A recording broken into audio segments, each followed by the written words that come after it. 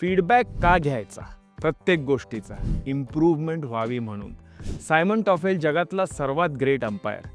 तो प्रत्येक मॅच सोडा प्रत्येक दिवसाचा फीडबॅक घ्यायचा त्याच्या परफॉर्मन्सचा. आणि त्याच्याकडे एक फीडबॅकची डायरी होती ज्याच्यामध्ये 3 कॉलम होते. Keep doing, stop doing, start doing.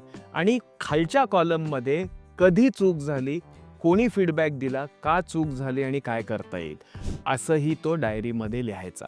आणि मुख्य म्हणजे काय, सिरीज झाल्यावर त्या डायरीचा अनालिसिस करायचा आणि त्यामुळे त्याला कळायचं की आपली चूक कशामुळे होतीये.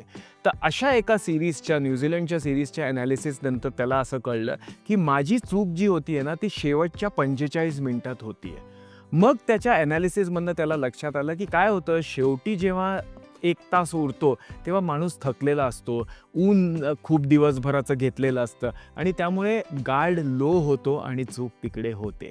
आणि म्हणून हे कळल्यामुळे त्याच्या फीडबॅक डायरीमुळे त्यांनी पुढच्या मॅचेसला शेवटच्या 1 तासात फ्रेश गार्ड घ्यायचं ठरवलं. ड्रिंक्स इंटरव्हलमध्ये तो स्वतःला सायकअप करायचा आणि म्हणायचा की आता पुढचा 1 तास हा पहिल्या 1 तासासारखा झाला पाहिजे. आणि त्यामुळे त्याची फॉल्स डिसिजनची पर्सेंटेज ड्रास्टिकली कमी झाली. फीडबॅकचं महत्त्व हे असतं की फीडबॅक तुमच्याकडे नसेल तर इम्प्रूव्हमेंट होणार नाही.